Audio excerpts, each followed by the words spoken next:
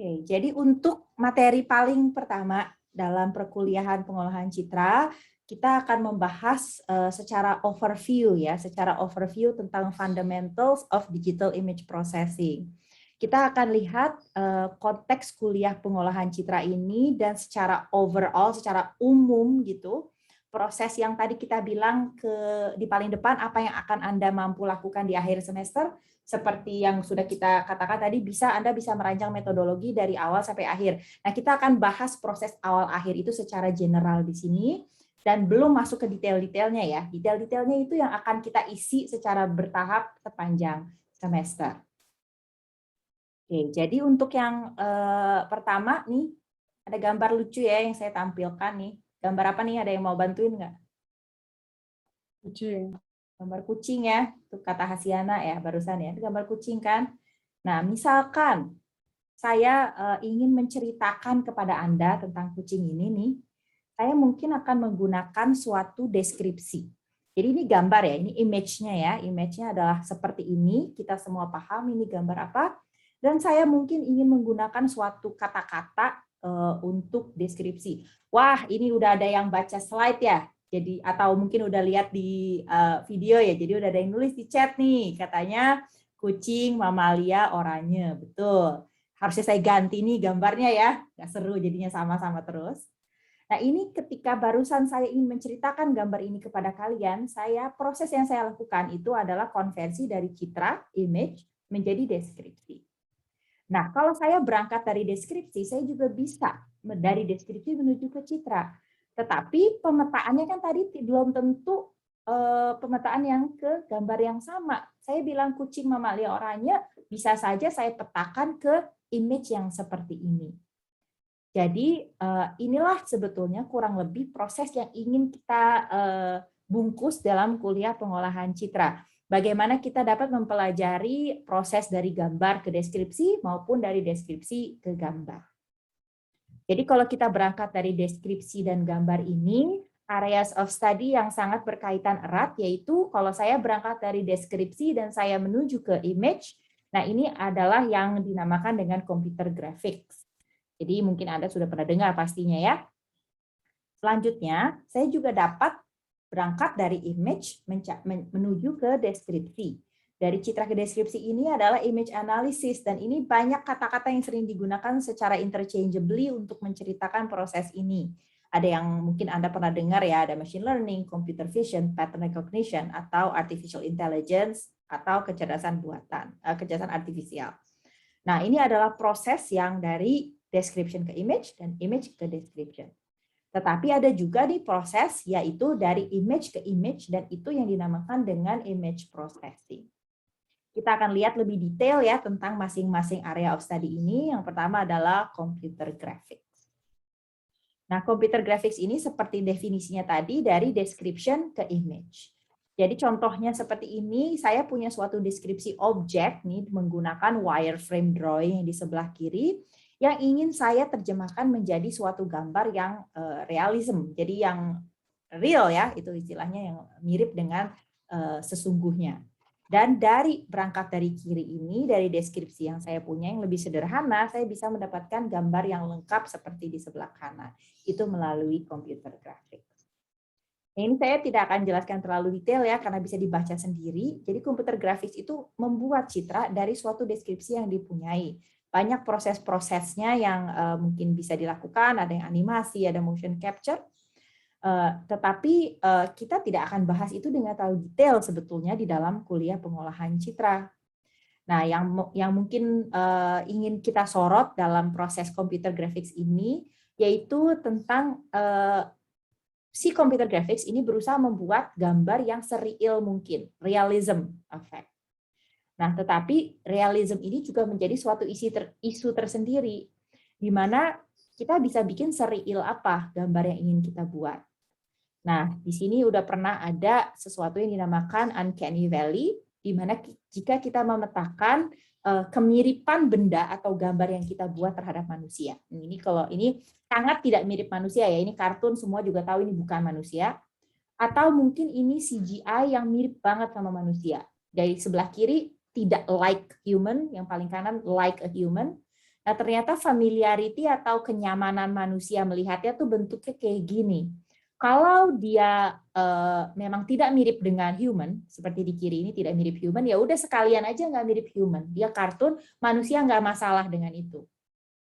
Kalau dia mirip banget dengan human seperti ini, manusia juga nggak apa-apa ngelihatnya karena tampangnya kayak human.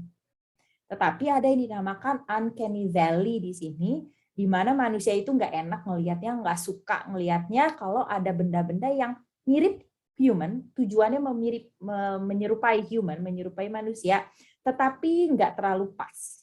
Nah, jadi kayak gini nih, nggak enak dilihat, mengerikan kan ya.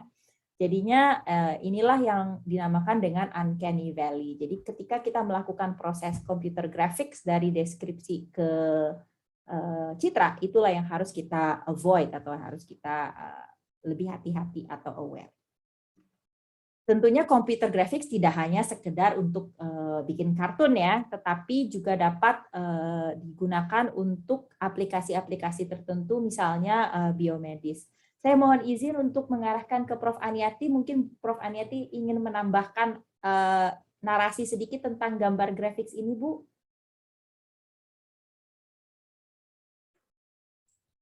Saya juga nggak terlalu menguasai, tapi kelihatannya ini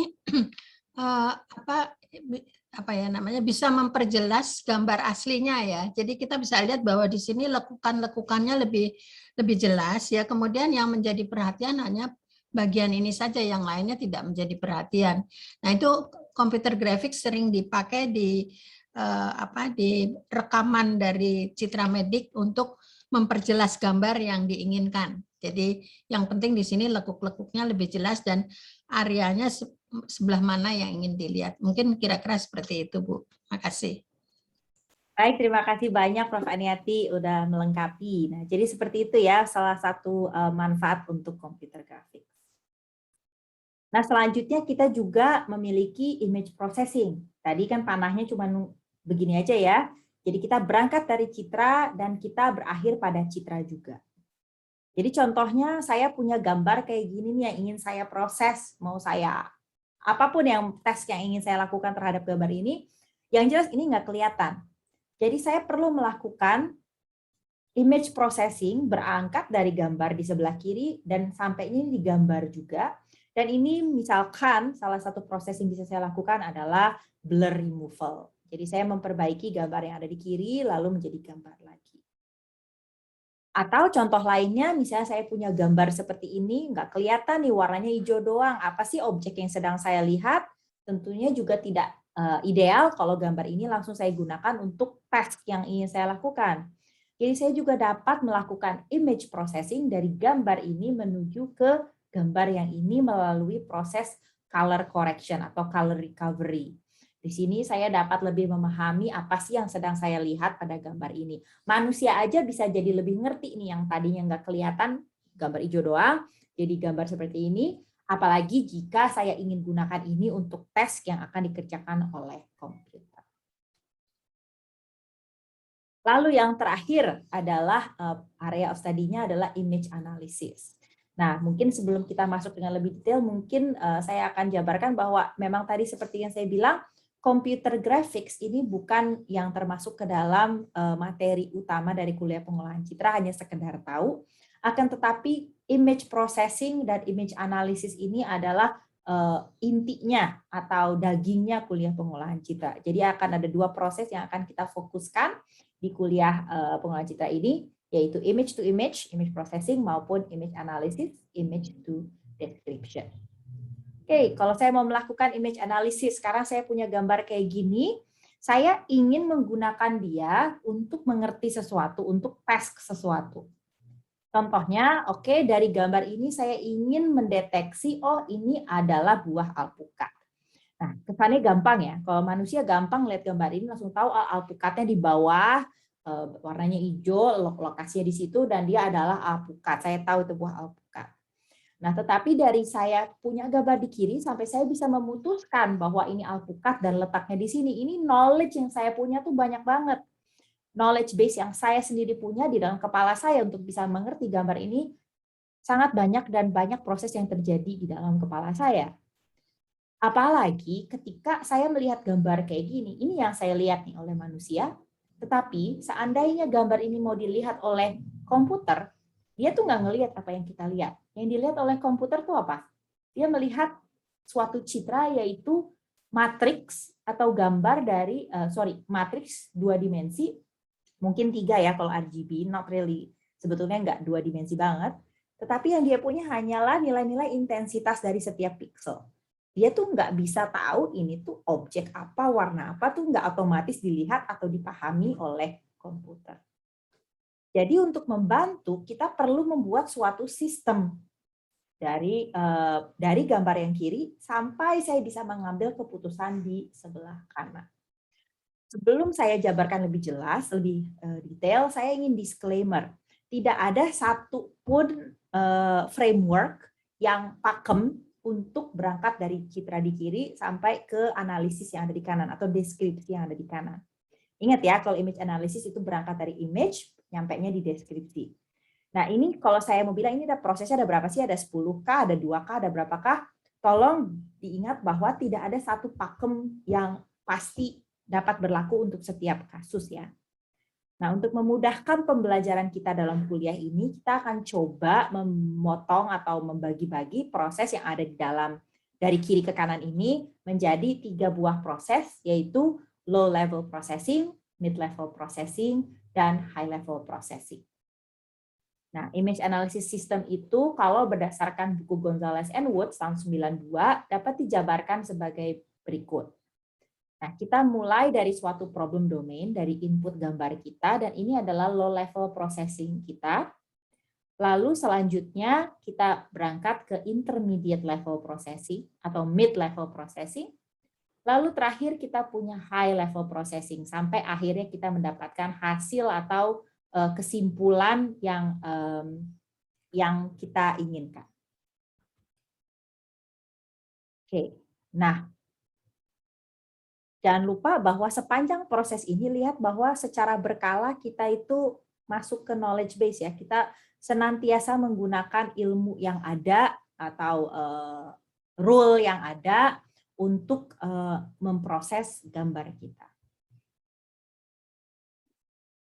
Jadi kalau saya bahas dari low level processing dulu, ini saya akan overview ya. Insya Allah setiap step yang akan saya sebutkan hari ini kita akan bahas lebih detail sepanjang semester. Untuk low level processing, kita punya yang dinamakan image acquisition atau pengambilan gambar. Kamu jangan pikir bahwa kita dari gambar aja lalu kita langsung pakai. Enggak, pengambilan gambarnya juga merupakan tahapan yang cukup penting dalam pemrosesan atau image analysis. Nanti kita akan ada satu materi khusus ya insya Allah minggu depan oleh Prof. Aniati tentang image acquisition itu sendiri. Jadi untuk pengambilan gambar ada 3 hal yang dibutuhkan, light source, scene, dan sensor, di mana cahayanya datang, memantul, dan ditangkap oleh sensor. Nah, ketika saya bicarakan citra atau image general, saya bisa pakai sensor mata maupun kamera. Tetapi kalau saya sudah bicara digital image acquisition, artinya sensor yang saya pakai adalah suatu sensor digital, contohnya kamera, yang memiliki suatu digitizer. Nah, kalau saya bicarakan suatu digital camera yang memiliki digitizer, mungkin kalian semua sudah pernah tahu ya, kamera biasa yang selama ini kita asumsikan ya kamera aja kan. HP kalian semua juga pasti ada kamera semacam ini. Sebenarnya, untuk pengambilan gambar tidak harus menggunakan kamera RGB yang kita tahu sehari-hari. Kita bisa saja menggunakan alat biomedis, itu menjadi gambar pap smear. Kita bisa menggunakan alat remote sensing, itu adalah gambar satelit. Atau ya kita juga bisa menggunakan gambar yang kita biasa punya, kamera yang kita biasa punya untuk mengambil foto kain, contohnya di sini. Nah, semua alat-alat yang bisa kita pakai untuk mengakuisisi citra itu berdasarkan kepada di mana dia bekerja, pada range yang mana yang dikerja. Ini co-hostnya ada kan ya, masih ada ya? Bisa tolong bantuin nge-mute ya kalau ada yang berbunyi yang lainnya. Oke, jadi pengambilan citra itu berdasarkan pada di mana alat itu bekerja, pada range manakah dia bekerja pada spektrum elektromagnetik. Nah, ketika kita bicara tentang kamera yang kalian semua kenal, kamera SLR lah, kamera pocket lah, atau kamera handphone, itu artinya kamu sedang berasumsi bahwa kamu sedang bermain di range ini, di mana dari 400 kurang lebih sampai 700 nanometer, panjang gelombang yang ditangkapnya, dan ini adalah cahaya yang dapat dilihat, visible light. Jadi semua yang kita bisa lihat sekarang ini oleh mata kita juga ada di domain visible light ini. Tetapi tentunya karena kita punya gelombang cahaya ini tuh nggak hanya ada di tempat yang kita bisa lihat ini, lihat bahkan yang bisa dilihat oleh manusia atau kamera RGB biasa tuh pendek banget nih, narrow banget range-nya. Betulnya banyak banget yang bisa diambil, contohnya kita bisa mengambil gambar dari gamma rays, X-rays, dan ultraviolet, dan juga di sebelah kanan ini akan saya bahas belakangan. Gamma rays itu apa sih? Gamma rays itu adalah pengambilan gambar, yaitu bone scan, PET scan, yang biasanya kita ambil di rumah sakit. X-ray ya, X-ray ini contohnya adalah X-ray dada, atau ultraviolet imaging, biasanya dengan bantuan fluorescence ya. Jadi biasanya dimasukkan atau diinjeksi suatu substance yang fluorescent ya. Fluorescent itu bahasa Indonesia apa sih? Yang fluorescent itu yang glow in the dark itu nggak sih? Pokoknya yang suatu substance yang dimasukkan sehingga dia memancarkan cahaya. Nah, dan di sini dapat ditangkap oleh alat-alat yang dapat menangkap gambar ultraviolet. Contohnya di mikroskopi, biasanya di sel-sel, level sel seperti ini. Nah, itu kalau di sebelah kiri tadi, di wavelength yang pendek-pendek, nah ini adalah yang ada di wavelength yang lebih tinggi-tinggi nih. Ada infrared, microwave, dan radio wave. Nah, untuk infrared mungkin kalian sudah pernah dengar ya, kamera infrared sebelumnya yang bisa mengambil gambar seperti ini. Tetapi range infrared juga sebetulnya sangat cukup lebar.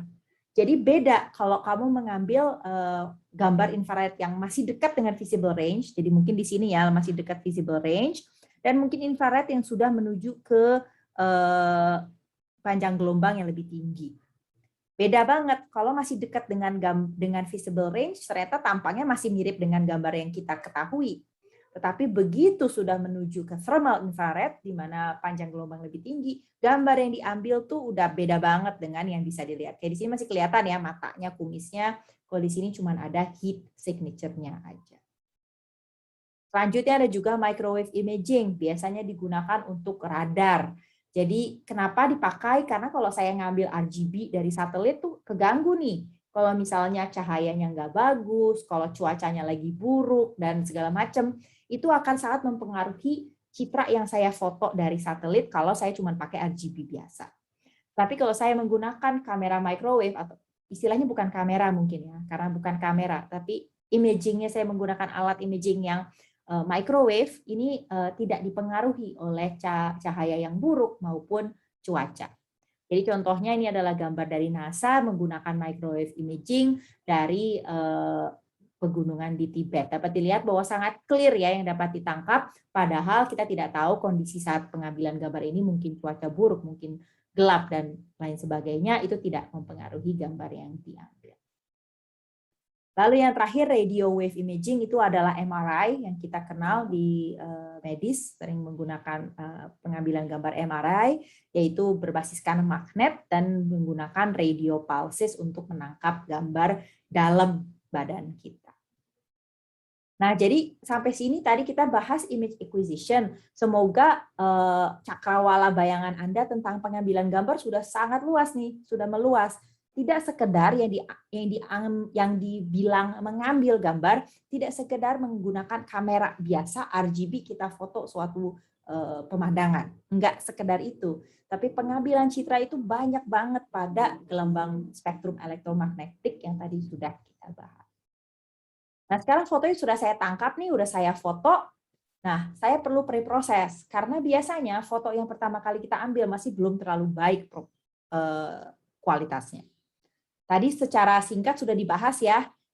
Tadi sudah sempat dilihat untuk pre-processing ada beberapa contoh, yaitu blur removal dan color correction yang sudah saya bahas sebelumnya.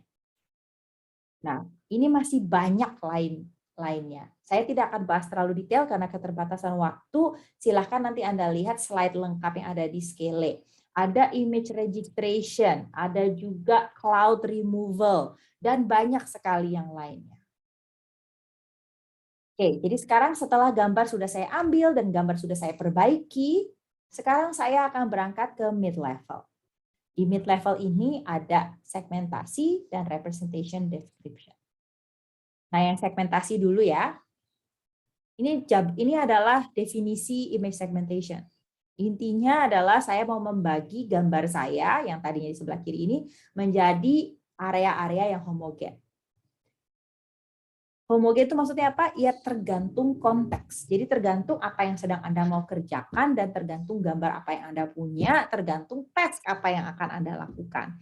Contohnya mungkin segmentasi yang ada di gambar layar saya sekarang ini mungkin karena saya mau menghitung jumlah buah. Seandainya saya ingin melakukan hal lain, tentu saja mungkin segmentasi yang saya lakukan bisa beda lagi.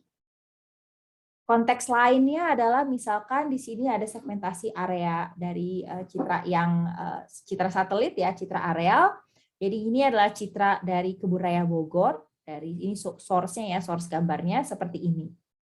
Nah, kalau saya ingin melakukan segmentasi, saya tuh bisa membagi menjadi area-area tertentu untuk lebih memahami gambar tersebut. Nah, lagi dan lagi beda-beda nih. Kalau saya mau membuat menjadi klaster yang kecil-kecil, bisa aja nih saya bagi menjadi klaster-klaster kecil seperti ini. Atau kalau saya mau memperbaiki parameter saya dapat juga mengklaster sehingga saya mendapat segmen-segmen area dari wilayah-wilayah di Kebun Raya Bogor seperti ini. Ini merupakan penelitian dari Prof. Aniati. Alternatif lainnya, selain saya melakukan clustering area, saya juga dapat membatasi. Jadi daripada saya melihat areanya, saya mau membatasi ujung-ujungnya area. Jadi di sini saya juga dapat melakukan deteksi edge atau deteksi batas ya, tepi, deteksi tepi.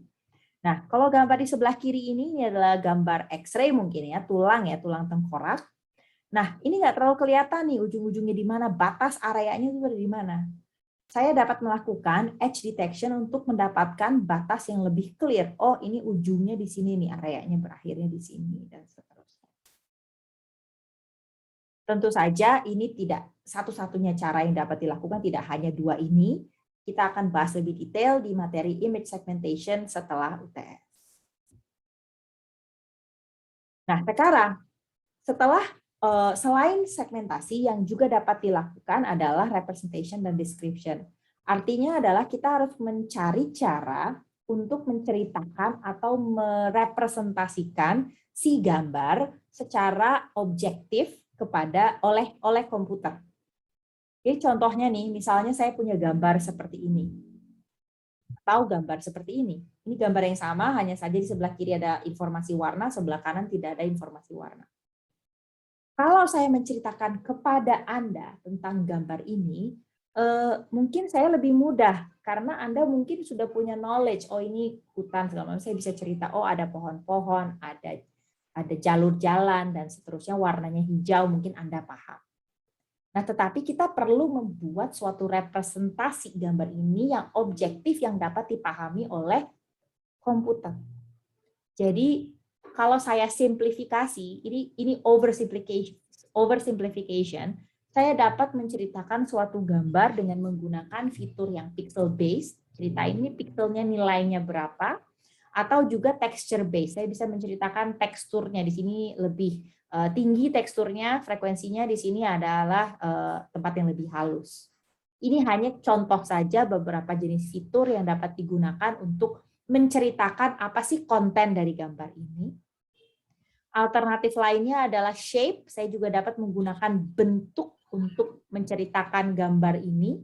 Jadi ini contohnya ada penelitian yang ingin meneliti tentang bentuk si nukleus ini. Jadi banyak sekali representasi yang dapat saya ambil dari gambar ini. Mungkin besarnya nukleus, besarnya sitoplasma, dan seterusnya. Semua komponen. Semua deskriptor ini dapat saya gunakan untuk menceritakan secara objektif apa yang ada di dalam gambar ini. Lalu yang paling akhir adalah high level. Disinilah kita mengambil keputusan, kita mengambil step terakhir untuk memutuskan task yang tadi kita ingin lakukan. Recognition dan interpretation. Jadi kalau saya nunjukin ke kalian nih gambar kayak gini nih, kamu sih akan langsung tahu ya, harusnya manusia, oh yang sebelah kiri itu apa, yang sebelah kanan itu apa. Tetapi bayangkan jika ini dibaca atau diproses oleh suatu komputer. Kalau dari bentuk yang dia akan tangkap, ini sama-sama ada batangnya di tengah, lalu dia punya cabang-cabang-cabang. Kalau secara simple, ini belum tentu bisa dibedakan oleh sebuah komputer atau suatu image analysis system. Biasanya untuk mampu menceritakan atau mengajari si komputer untuk membedakan hal ini, ya caranya adalah dengan memberi sampel. Kita harus melatihnya untuk mereka mengenalnya, dan kita harus evaluasi sebaik apa dia dapat melakukannya. Beberapa approach yang mungkin Anda sudah pernah pelajari sebelumnya, beberapa approach interpretasi yang dapat dilakukan, itu ada clustering approaches yang unsupervised, maupun classification yang supervised. Clustering yang unsupervised dan classification yang supervised. Bedanya adalah clustering kita ngumpulin yang mirip-mirip aja. Kalau classification saya memberi label. Jadi saya akan memberitahu kalau Anda punya gambar ini termasuk kelompok yang mana. Sebagai ilustrasi, ini kalau saya punya gambar-gambar seperti ini, lalu saya ingin melakukan clustering. Saya mau clustering misalkan berdasarkan warna. Misalnya ya, saya maunya mengcluster berdasarkan warna. Maka bisa saja saya langsung dapat mengcluster menjadi 3 buah cluster seperti ini berdasarkan warna. Saya juga dapat melakukan clustering tidak harus dengan warna, bisa pakai tekstur, bisa pakai bentuk shapes, dan lain sebagainya. Semua tergantung konteks teks yang sedang kita kerjakan. Alternatif lainnya, setelah saya mempunyai gambar-gambar ini, saya ingin melakukan klasifikasi. Saya udah tahu nih, sekarang kan tadi saya udah punya 3 buah kelompok nih. Misalnya saya di sini punya kelompok gambar perkotaan, gambar gurun, dan gambar hutan. Saya punya gambar seperti ini misalkan. Kemanakah saya perlu mengelompokkan dia? Apakah bersama kelompok yang atas, kelompok yang bawah, atau kelompok yang tengah, atau kelompok yang di bawahnya? Ya tergantung saya mau mengelompokkannya pakai ciri atau fitur apa. Kalau saya pakai warna ya kemungkinan besar, Kalau saya pakai warna ya kemungkinan besar saya akan kelompokkan dengan yang hijau-hijau di bawah. Tadi gampang ya hijau-hijau di bawah ya. Nah, sekarang kalau saya punya gambar seperti ini yang tidak obvious berkumpul dengan kelompok yang manapun, ini tidak obvious ya, ini beda sama sekali ya. Dia tidak obvious bahwa dia adalah citra perkotaan ataupun gurun ataupun hutan, gimana dong? Jadi saya perlu menghitung secara objektif tergantung fitur apa yang saya gunakan untuk representasi citra, mungkin warna, mungkin tekstur, saya belum tahu. Saya akan mencari dia paling dekat ke grup yang mana. Dan ini adalah konsep yang mungkin seharusnya sudah ada ya di kuliah-kuliah terdahulu tentang mengelompokkan atau klasifikasi ini. Kita akan bahas lebih detail lagi tentang klasifikasi dan clustering di pertemuan selanjutnya setelah UTS. Hal-hal lain yang dapat kita lakukan adalah mengerti, image understanding, namanya computer vision istilahnya, yaitu kalau manusia sih ngelihat langsung ngerti ya, tapi kalau komputer bisa melihat tuh seperti apa, bagaimana kita dapat membuat komputer dapat melihat seperti kita. Jadi kalau saya punya gambar seperti ini, gimana sih caranya supaya komputer dapat mengekstraksi struktur scene-nya tuh gimana sih? Apakah ada gedung, apakah ada jalan, bagian mana yang lebih dekat ke kamera, bagian mana yang lebih jauh dari kamera, struktur 3 dimensinya tuh seperti apa sih? Karena informasi yang kita punya tuh cuma 2 dimensi kan dari gambar, tetapi saya ingin menerjemahkannya menjadi suatu struktur 3 dimensi. Terus dia mau tahu nih, ada nggak sih objek-objek yang ada di dalam citra, ada mobil nggak sih, ada orang nggak sih, ada gedung nggak sih? Itu juga dapat dilakukan. Lalu setelah udah kedeteksi ada objek, ini objek apa? Udah kedeteksi nih ada objek di sini, ini orang atau manusia, orang atau mobil, Apakah dia laki-laki atau perempuan? Apakah dia sedang berjalan atau sedang diam? Atau lain sebagainya. Segala macam yang ingin kita kenali dari objek yang ada. Itu juga dapat kita modelkan. Lalu terakhir, kalau saya sudah tahu, oh bentuk scene-nya seperti ini, ada objek. Nah, objek ini letaknya tuh ada di mana sih? Apakah dia jauh dari saya? Apakah dia dekat dari saya? Kalau saya lihat misalnya orang ini nih, apakah dia ada di depan truk atau di belakang truk? Atau kalau saya mau lebih detail lagi, dia berapa meter sih dari kamera? Nah, itu juga merupakan tes dalam computer vision yang dapat membantu komputer untuk mengerti gambar selayaknya manusia. Menerjemahkan dari 2 dimensi ke 3 dimensi itu mudah untuk observan manusia, tetapi tidak mudah untuk observer komputasi. Dan ini yang dinamakan dengan computer vision.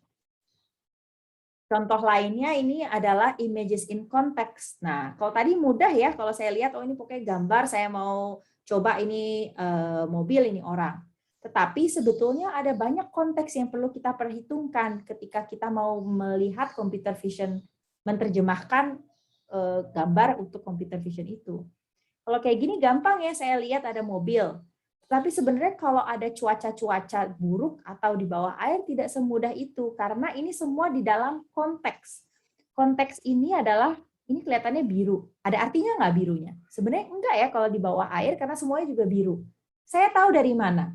Saya harus tahu bahwa ini adalah gambar apa dan segala macam, sehingga saya perlu menempatkan konteks yang tepat untuk processing gambar yang saya miliki. Pesan sponsor ya, banyak topik yang tersedia dari saya dalam topik ini. Nah, sekarang untuk pemrosesan yang tadi sudah kita bahas, tadi saya katakan di sini ada low level, dan di sini ada intermediate atau mid level, dan yang paling atas kita punya high level atau final processing. Nah, seperti yang tadi sudah kita tunjukkan, ini adalah source dari Gonzalez and Woods 1992. Untuk kepentingan memudahkan pengantar pertama, kita dapat menggunakan susunan ini, low level, mid level, dan high level. Sebagai contoh, saya akan berikan suatu studi kasus. Silakan diperhatikan gambar yang saya tunjukkan di layar saat ini. Ini adalah foto Margonda Raya ya. Sudah lama saya nggak ketemu Margonda Raya. Ada yang masih di Depok nggak nih lokasinya nih? Ada yang lokasi di Depok nggak nih, dekat-dekat Margonda?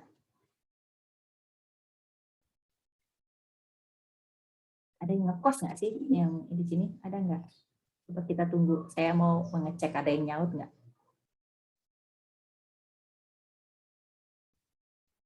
Jangan-jangan ini nggak ada yang di Depok ya Bu ya? Ya nggak ada nih di Depok. Anyway, kalau saya tanya, ini gambar di sebelah mananya Depok sih? Mungkin Anda nggak kebayang ya, karena bentuknya buram gini. Mungkin foto ini diambil oleh, oh ini ada yang ngechat nih. Kata Hasiana, saya tanah lahirnya Depok. Kamunya di Depok nggak sekarang, Hasiana? Oh, masih di Depok. Oke, kalau gitu saya tanya Hasiana, ini di mana nih lokasinya? Kebayang nggak kamu di mana nih lokasinya, di mana di Depok? Di Margonda, Bu. Ya iya, tahu. Tapi di mananya Margonda? Bentar. Kebayang nggak? Kayaknya agak jauh dari Margo dikit dekat UI sih, Bu. Saya ngira-ngira. Okay. Dekat Margo, kata Hasiana. Agak, maksudnya antara Margo sama UI kan ada jalan yang lumayan panjang. Antara Margo sama UI ya? Kayaknya di situ sih. Oke, sip. Ini Kurang memang tahu. studi kasus ini memang lebih seru dilakukan kalau in class ya, karena semuanya deket, lihat UI, mungkin baru lewat Margonda tadi paginya. Nah ini saya sih udah setahun kali nggak ke Jalan Margonda Raya. Jadi konteksnya nggak terlalu seru. Oke, jadi mungkin foto ini diambil oleh suatu kamera CCTV atau kamera traffic gitu ya, yang diambil saat lagi hujan nih siang-siang. Jadi tuh dia ketutupan tuh sama tetesan air, jadi buram dan blur segala macam. Jadi jika saya ingin melakukan suatu tes, saya punya foto ini, saya mau hitung ada berapa motor yang lagi lewat di Margonda Raya saat ini pada frame ini. Gimana caranya?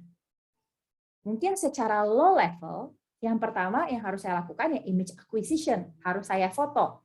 Nah, untuk gambar ini mungkin mudah ya, karena acquisition-nya pakai kamera aja biasa, RGB. Jadi belum pakai yang alat-alat yang kompleks yang tadi sudah saya jabarkan ya, tetapi pakai kamera biasa aja saya foto nih. Tapi ternyata saya mengalami kendala karena pas hujan, pas cuaca buruk sehingga foto saya jelek. Saya perlu melakukan image pre-processing. Lebih clear kan? Nah, Siana benar, ini di Gramet loh, ini di Gramedia nih, depan Margo City nih. Jadi kurang lebih benar antara Margo dan UI. Nah, jadi ini adalah tahap loh, CCTV persimbangan dekat jembatan tol baru, kata Niki. Mungkin Niki, saya nggak tahu. Ini ngambilnya nyomot saya gambarnya.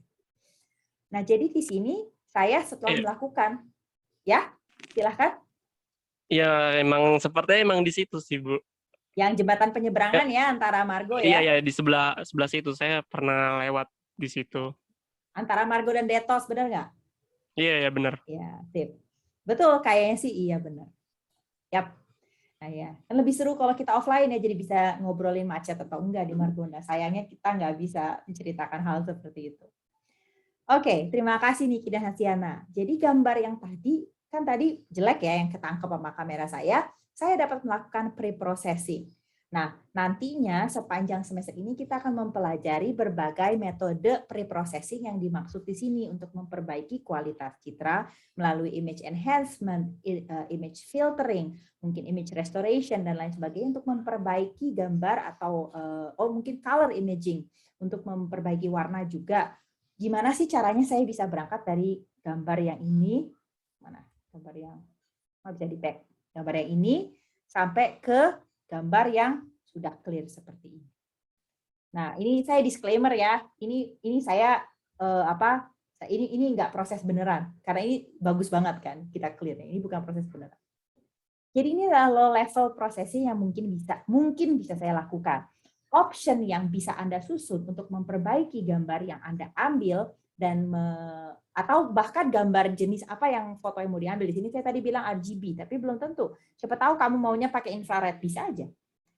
Dan ini adalah tahap low level processing. Saya punya gambar yang tadi masuk, yang apa adanya saya akuisisi, lalu saya perbaiki agar dapat diproses lebih lanjut. Yang dapat dilakukan di tahap ini banyak sekali, insya Allah akan kita pelajari bertahap dalam semester ini. Oke, sekarang level ini saya udah punya gambar, sekarang saya punya proses di mid level. Nah, tadi mid level ada yang dinamakan segmentasi atau pemisahan area-area. Nah, mungkin ini saya random aja ya, mungkin oleh metode yang saya gunakan untuk segmentasi, saya ternyata mengekstraksi area-area atau objek-objek berikut ini. Yang ketangkep ini mungkin banyak yang nggak ketangkep nih oleh algoritma saya. Itu terjadi, all the time itu terjadi. Kadang-kadang tidak bisa. Jadi mungkin yang ini ketangkep nih bentuk apa sih namanya itu lampu jalanan, tapi ada objek-objek yang nggak ketangkep. It will happen. Ini motor nih yang di sini juga nggak ketangkep oleh algoritma saya. Ini cuma ilustrasi ya, ini nggak saya lakukan beneran. Lalu di sini saya udah punya ekstraksi dari image segmentation saya punya objek-objek saya nih, 1, 2, 3, 4, 5, 6, 7, 8, 9, 10, 11, 12, 13, 14, 15, 16, 17, 18, 19, 20, 21, 22. Yang keekstrak oleh metode segmentasi saya mungkin mencari area homogen, mungkin pakai edge detection, banyak sekali yang bisa dilakukan yang akan kita bahas lebih lanjut di semester ini juga. Nah, sekarang dari objek-objek yang saya ekstrak, saya mau tahu yang mana yang motor. Karena tadi task yang diberikan kepada saya adalah tolong hitungin motornya. Jadi saya perlu menentukan deskriptor atau fitur yang tepat untuk menggambarkan objek ini agar saya bisa menemukan yang mana yang motor. Contohnya misalnya saya mau menggunakan fitur roda mungkin bukan yang tepat karena mobil juga akan ada rodanya. Mungkin bukan itu yang tepat. Apakah mungkin saya perlu pakai warna? Mungkin nggak tepat juga karena warna motor juga bisa beda-beda. Nah, di sini kita akan pelajari juga setelah UTS ada materi yang dinamakan feature extraction dan feature selection maupun deep learning for classification yang mungkin dapat membantu Anda di tahap ini. Nah, setelah saya tentukan fiturnya, ternyata saya bisa oleh algoritma saya yang saya tadi kembangkan pakai fitur saya ternyata saya mendapatkan yang 1, 2, 3, 4, 5, 6 ini adalah motor. Yang lainnya oleh algoritma saya dapat dipahami, oh dia bukan motor. Maka dari yang tersisa, objek yang kedeteksi yang tersisa, saya dapat mengambil keputusan high level di akhir pengenalan dan interpretasi. Saya kenali ini adalah objeknya motor dan saya interpretasi, oh ada 6 buah motor dalam gambar. Sampai sini ini adalah contoh studi kasus untuk tes tertentu, yaitu menghitung jumlah motor di Margonda Raya.